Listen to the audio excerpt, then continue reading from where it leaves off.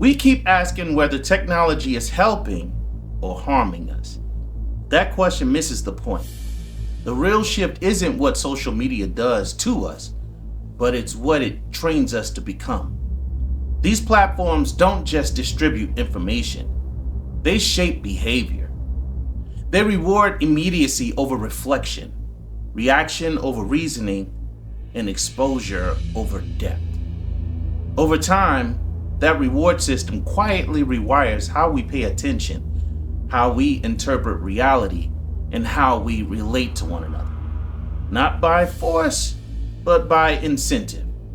Rage bait, anxiety loops, fear of missing out, cultural imitation, and closed feedback circles aren't glitches in the system.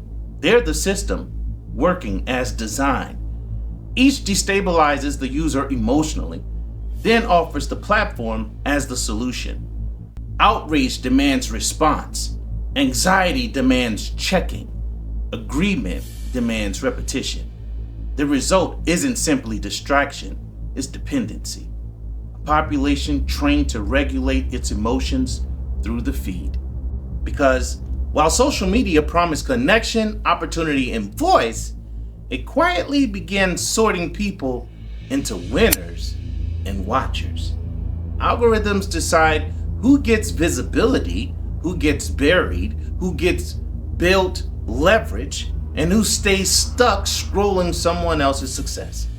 Attention has become currency, virality has replaced skill, and millions are being trained to consume, react, and compare instead of build, focus, and grow. Social media isn't just a tool we use anymore. It's designed to shape what we notice, how we react, and how long we stay. Every scroll, every like, every share isn't just an expression, it's feedback. And the system is always listening. Hey, that's true for sure. And you know what? You're being pulled in deeper every day. What you think, how you feel, even, how you see yourself, it's being shaped. Yeah. Right? Yeah. And what feels like a connection often isn't. It's a simulation carefully curated for engagement, profit, and hey, the big one, control. To understand what's really happening, we have to stop thinking of social media as a neutral app and think of it as what it actually is. I mean, it's a structured space with its own rules, hierarchies, and consequences, right? Yeah. Because the moment you enter into it, you're no longer just a user or a participant. You're a resource. Wow. That is very true, And, what used to be very communal, that is social media used to be very communal. Yeah. And it's now transformed into somewhat like a structured inequality type structure that it has. Platforms that used to connect people now sorts them into two categories, Right. those that control it, the attention, and those that are controlled by it. Exactly. And, but I often think back in the earlier days, when social media was a lot slower and, it was just more human scaled. In fact, that kind of makes me think about MySpace. Do you remember MySpace? I remember MySpace. Before seeing how many followers someone had on Twitter, before worrying how many people liked your most recent Instagram photo, before seeing how many people saw your latest snap, and definitely before Facebook was even a thing, it was MySpace.com. MySpace was more than just a social network website. It was the social network website that kickstarted the Web 2.0 experience we know of today and paved the way to the popularity of online celebrities, garnering well over 100 million active users and was eventually valued at $12 billion. This wasn't just a fad. This was the pioneer to social media. Did you have a MySpace? Of course I had a MySpace. and I had Heineken's on there. I don't know how I had Heineken's on there. It's not like What, you must have been like, what, about 17, 18? No, of course I was older. I was older then. I was in my 20s. Oh, okay. But for some reason, I just thought that green Heineken was really cool. And I had the Goodfellas on there. Man, on my banner, I thought my MySpace was dope. I think I had, I just remember, I don't remember what I had on my MySpace. Because I've never been much of a social media person. But I just remember that I did have, that I had Chariots of Fire playing on there. And I don't know why. I don't know why, but I did. But, getting back to it, exactly as we were talking about MySpace, it encouraged those earlier platforms, they encouraged, personal customization. And it was more about having an independent identity versus, trying to do what everyone else was doing, right? Mm-hmm. And then even like in the early Facebook days, Facebook used to be about just getting in touch, Mm-hmm. And then Twitter, used to feel like a little small town, where conversations, kind of unfolded in real time. Yeah. And then, I often hear about I didn't watch YouTube a lot back in the old days, mm-hmm. but I hear a lot of people talking about how, YouTube used to be just totally different than what it is now, A place where we could share ideas. Right, exactly. You often could find music on there, humor, tutorials. Yeah. And I mean, you can find those things now, but it's just different. It's just different. More authentic. Yeah. I would agree. There's just a lot more for us to find out there now. That is true. That's true. But I know y'all remember Black Twitter. Oh, yeah. I remember Black Twitter. I didn't know there was this thing out there called Black Twitter. Black Twitter. Black Twitter? Let me introduce you to Black Twitter. Black Twitter functioned as something even more powerful, a decentralized cultural institution. It becomes a joke. It shaped language, humor, political critique, that is true, and media narratives from the bottom up. Started a lot of social movements too. It did. It did. And it was very communal. Right. That's where a lot of the social movements started. Mm-hmm. Right. Right. But platforms, are not communal like that anymore. Profit becomes basically the organizing principle of social media now. And as Twitter became X, many Black people have left the platform. Twitter has been sold to Elon Musk. Musk said today he's buying Twitter to, quote, help humanity. You cannot trick me. Because they say that, they've been harassed. There's too many bots, and there's, deliberate amplification of polarizing content. Yeah. And, what used to feel like a shared space, now feels basically like a pressure cooker. Yeah. And then you got Instagram and TikTok and Threads, they're basically no different. They no longer prioritize connection. Yeah. They prioritize just capture, and the algorithm is what decides what's visible. Yeah. Attention is basically currency. Community erosions creates a new hierarchy through social media that marginalizes certain people whose constant online presence is not a choice, but a condition. This condition is not defined by wages alone. It's defined by exposure, dependence, and extraction.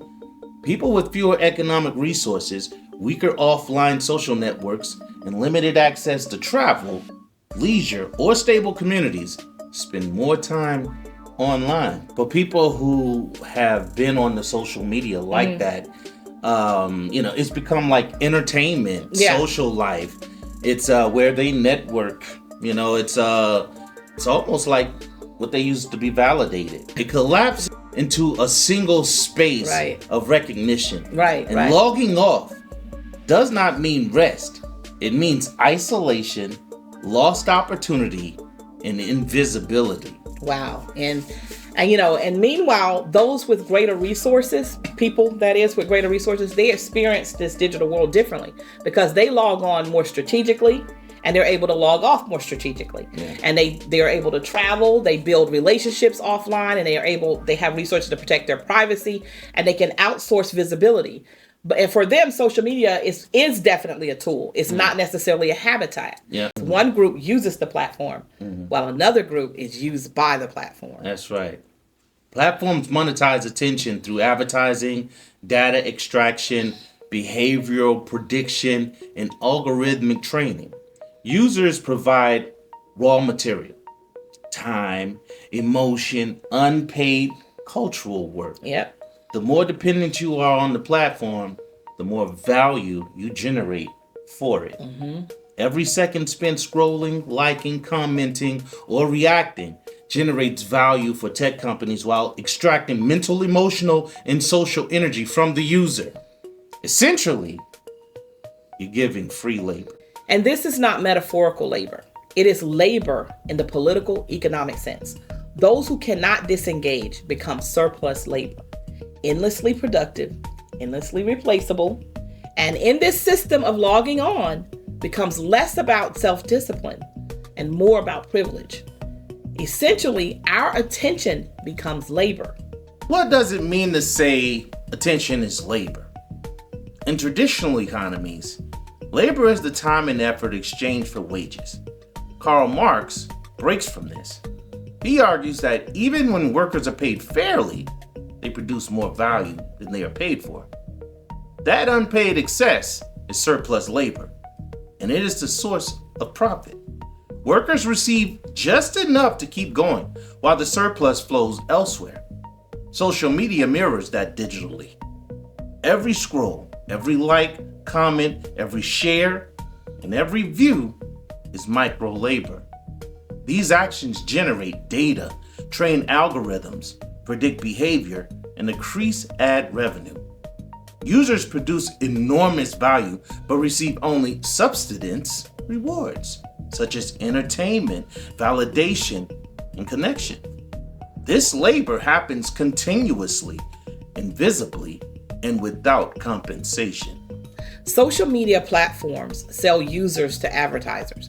More specifically, they sell our predictable behavior. The longer we stay, the more data is generated, right? And the more data generated, the more accurately the platforms can model our interest, our emotions, our habits, and our vulnerabilities. Attention becomes the modern new raw material, and user behavior becomes the product. This is why constant engagement is so valuable.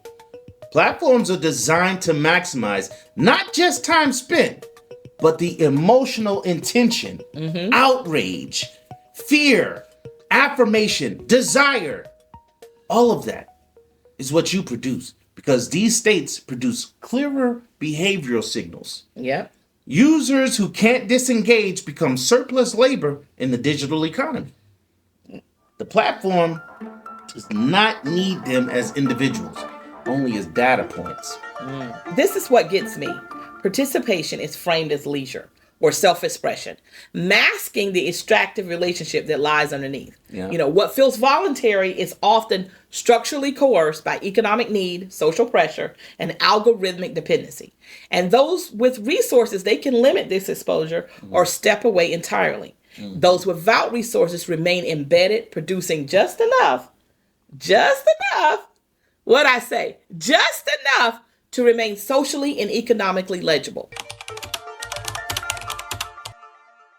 Profitability is directly connected to how they extract our attention. Extracted attention must then be curated to maximize engagement. Algorithms, tribal instincts, and rage bait enforce compliance with maximized extraction.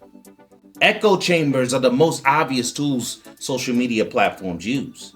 In the digital world, most of us don't actually wander through open conversation. We live inside feedback loops, spaces where the only ideas that reach us are the ones that already agree with us. Over time, that loop tightens. What starts as preference becomes worldview. What starts as opinion hardens into certainty. Inside these loops, contradiction feels like attack. Complexity feels like noise. And instead of sharpening our understanding, the feed quietly edits reality down to whatever keeps us comfortable, reactive, and certain we're right. Not because we searched for truth, but because the system rewarded familiarity. And we know what that feels like, because we've had that happen on this very platform, where you get caught up in one of those situations where it becomes not about the content, but all about, a person trying to get their opinion out or trying to injure someone else. There's their feelings, Yep. And but going back to what we were saying, this whole process is not random. Social media platforms are curated conversation environments. That dopamine isn't just pleasure, it's motivation. And that phone promises stimulation, outrage, validation, and novelty. And because you always got it with you, the cycle never ends. And over time, this turns into dependency. Addiction isn't the bug or a bug, it's the feature. These platforms are conversation-based rather than passive media. Right. They also activate deep tribal instincts rooted in human evolutionary history. Right. For most of human survival, loyalty to one's group and suspicion of outsiders were essential for safety. Yeah, that's true.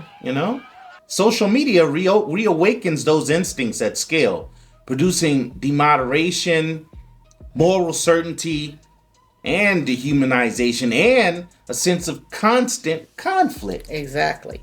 And this leads us to the most destabilizing mechanism of all, and that is rage bait. Now, rage bait is where things really get intense here.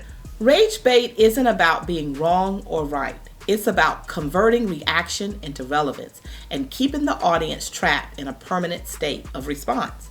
It doesn't aim to persuade you. It aims to activate you. A headline that irritates, a clip taken out of context, a post that feels like an attack. The goal is simple: trigger emotion fast enough to keep you scrolling, sharing, and reacting. And once you engage, the cycle begins. The platform learns what angers you. It serves you more of it. Outrage becomes habit, habit becomes identity, and soon you're not just consuming the conflict, you're living inside it. Not because you chose to fight, but because the system discovered that your anger is valuable. As this process continues, demoderation can slide into disassociation. Yep.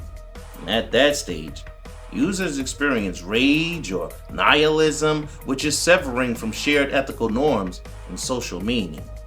This phenomenon has become so widespread that the FBI now uses the term nihilistic violent extremist to describe certain acts of violence driven not primarily by ideology, but by alienation, despair, and disconnection.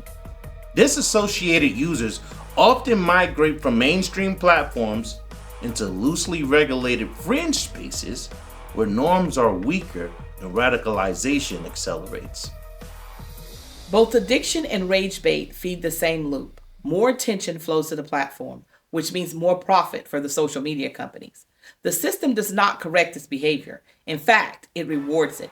Users become locked into cycles of stress that look like participation, but function as extraction.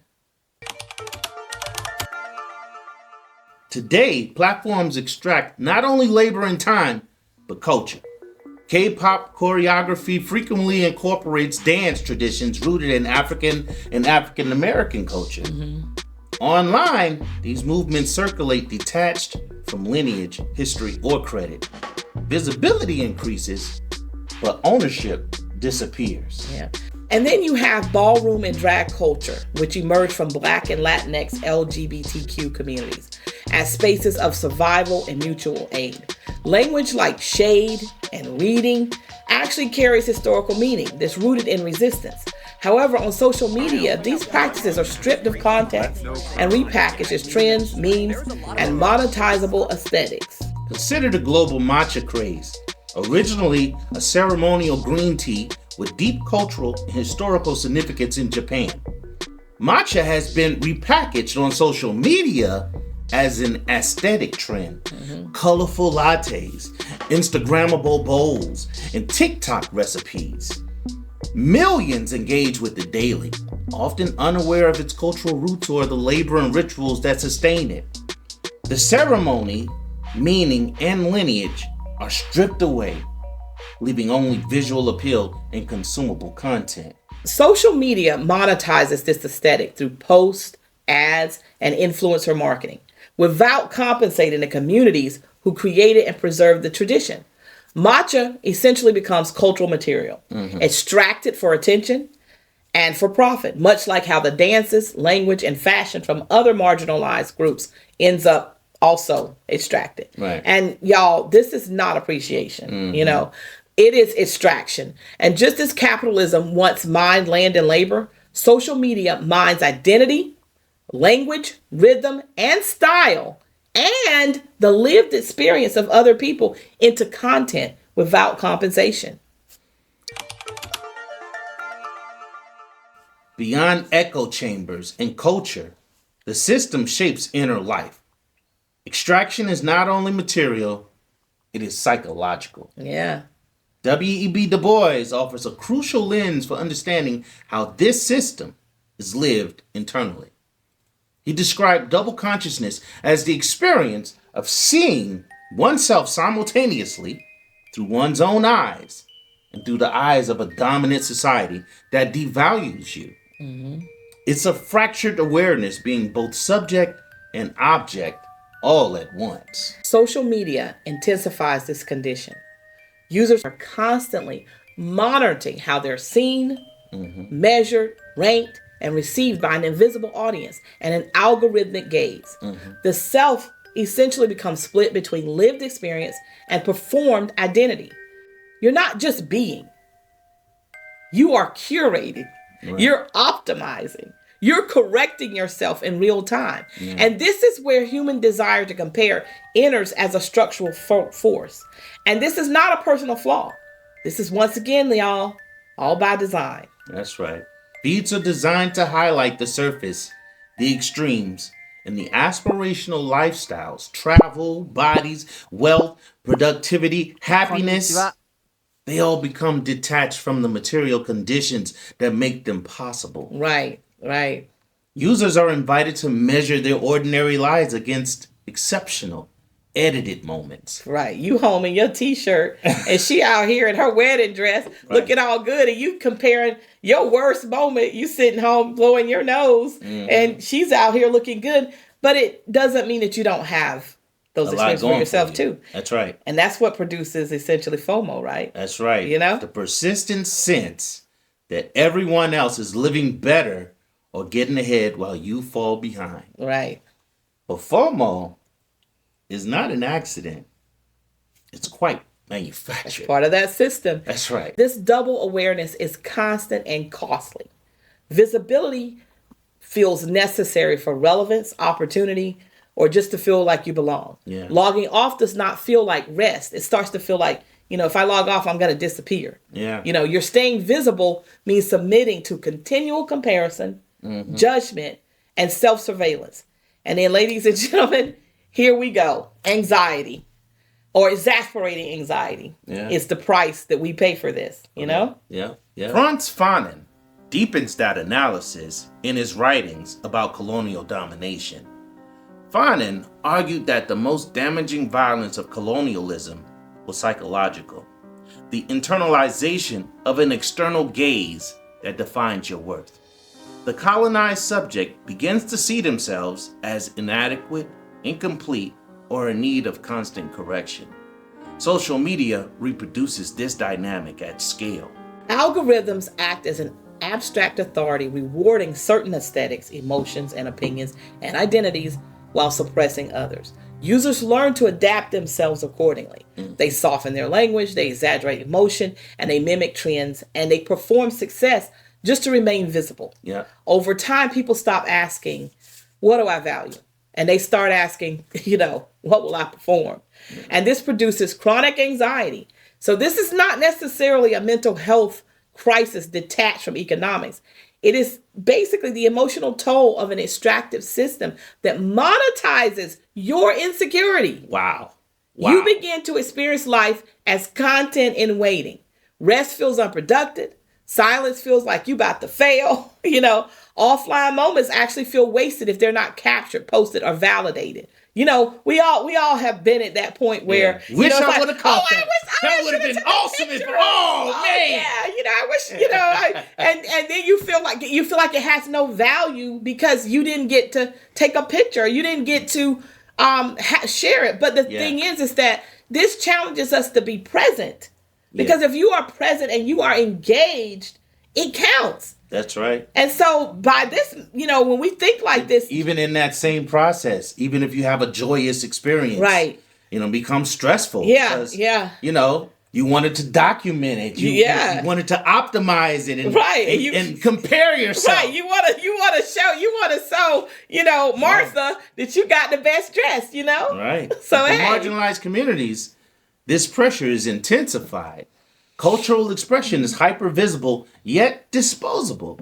Pain is rewarded with engagement. Trauma circulates faster than healing. Mm-hmm. Comparison is not only individual, it is racialized, gendered, and classed. The platform amplifies inequality by making structural advantage look like personal achievement. And let's say that again. Yeah. It makes structural advantage look like personal achievement. Right. So y'all think about that one, okay? And this is why logging off feels so difficult. And sometimes it can feel frightening, for some people. It's not simply stepping away from an app. It is stepping away from a system that has embedded itself into your self-worth, your time, and your perception of reality. Liberation cannot come from better performance within the system. No amount of optimization is going to resolve a structure designed to extract. Freedom begins only when we can rupture our relationship to time, value, and community in ways that do not depend on an algorithm. Yeah. And when anxiety is profitable, peace can become an act of resistance. But this logic of extraction, it ain't new. No. The digital economy did not invent it. It was inherited. That's right. Social media mirrors the same logic of exploitation that fueled colonial and industrial capitalism. From the colonial era forward, land in the Americas was treated as a resource to be seized and commodified. Indigenous nations were forcibly removed through warfare and broken treaties, clearing land for agricultural profit. Forests were cut, rivers redirected, and entire ecosystems transferred into engines of extraction. The Homestead Act of 1862 continued this logic. Land was framed as free opportunity, while indigenous claims were erased and Black Americans were systemically excluded. Wealth accumulated through privatization, while dispossession was framed as progress. Enslaved African labor formed the backbone of early American capitalism. Cotton, sugar, and tobacco generated immense wealth in this country, especially after technological innovations like the cotton gin intensified production. Yeah. Labor was coerced, unpaid, and racialized, and human beings were reduced to inputs. Yeah. After slavery, extraction continued through sharecropping, debt peonage, and tenant farming. Freedom existed on paper, while economic dependence ensured continued exploitation. Immigrant labor followed the same pattern. Irish, Italian, Chinese, Mexican, and Filipino workers built railroads, worked mines, and filled factories under dangerous conditions. Capital accumulated upward, while social costs remained concentrated at the bottom. Social media is the digital continuation of this logic. But why do we stay hooked? Actually, that's a very good question. Essentially, engagement-optimized systems will always exploit human psychology. That isn't a flaw. It's the design. The ability to disengage is not evenly distributed. And just like every extractive system before it, this inequality isn't accidental. It isn't temporary. It isn't a side effect. It's a business model. I don't think most of us are addicted because we're weak. I think we're overexposed to a system that's learned how to study us better than we study it. Mm-hmm. Social media didn't just change how we communicate. It changed what counts as valuable, what feels like belonging, and what looks like participation in the world. Mm-hmm. And once those things get tied to visibility, logging off doesn't feel like rest. It feels like erasure. Right. That's not accidental. That's what happens when attention becomes labor and survival becomes engagement. Some people can walk away without consequence. Others can't. Because this is where work, community, identity, and validation now live. Right. So this isn't a call to delete your apps a romanticized disconnection. That's right, y'all. Don't go moving into the wilderness. We're not doing that yet. It's not that time. We haven't gotten there yet. It's not apocalyptic just yet. Yeah. But it's an invitation to notice the structure. Mm-hmm. They say, look into the abyss and the abyss might look back at you. So social media has been looking at us. Now it's time for us to look back at it. Oh, yeah. And ask, who benefits from your constant presence? And who gets to disappear without penalty? Right. Because once you see that clearly, the feed stops feeling neutral. And silence stops feeling empty. It starts to feel intentional. Mm-hmm. Hey guys, we appreciate you staying until the end. And until next time, family, I'm not going to hold you no further. Peace and love. Peace.